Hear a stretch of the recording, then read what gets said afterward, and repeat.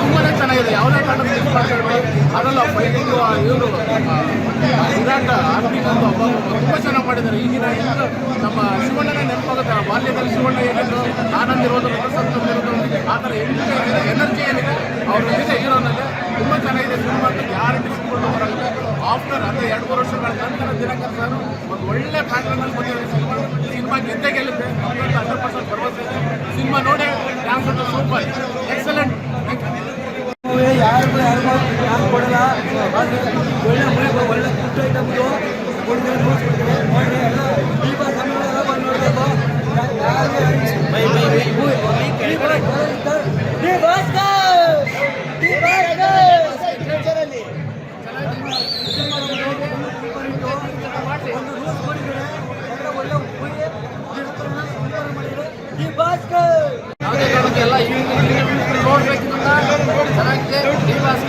ಅಣ್ಣ ಏನು ಇಷ್ಟ ಆಯ್ತು? ಏನು ಇಷ್ಟ ಆಯ್ತು?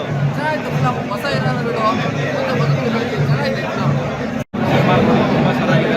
ಎಲ್ಲರಿಗೂ ಒಂದು ರಿಫ್ರೆಶ್ಮೆಂಟ್ ಸಿಗುತ್ತೆ ಅಂತ ಸಿನಿಮಾ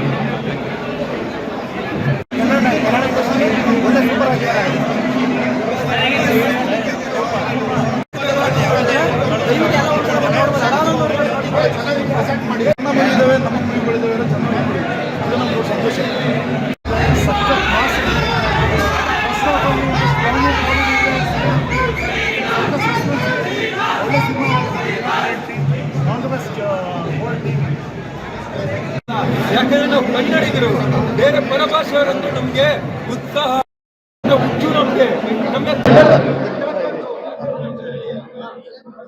ಮಾತ್ರ ಹಿಟ್ ಆಗ್ಬೇಕು. ಎಷ್ಟೇ ಚೆನ್ನಾಗಿರೋ ಫಿಲ್ಮ್ ಅಲ್ಲಿ 1 ವಾರ ಹಿಟ್ ಹಾಕುವ ಒಂದೇ 1 ವಾರ ಥಿಯೇಟರ್ ಅಲ್ಲಿ ಇರಬಾರ್ದು ಕನ್ನಡದ ಫಿಲ್ಮ್. ಯಾಕಂದ್ರೆ ನಾವು ಸ್ವಾಭಿಮಾನಿಗಳು.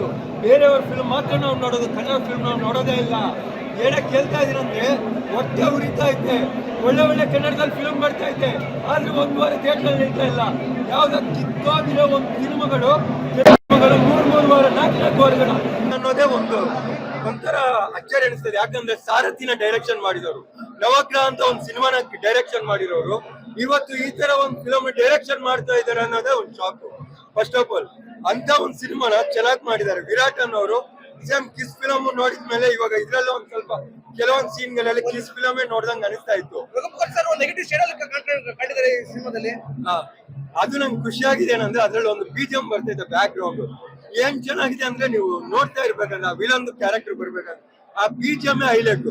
ಆ BGM ನೋಡಕ್ಕೋಸ್ಕರ ಆದ್ರೂ ಸಿನಿಮಾ ನೋಡ್ಬೋದು ಅಂದ್ರೆ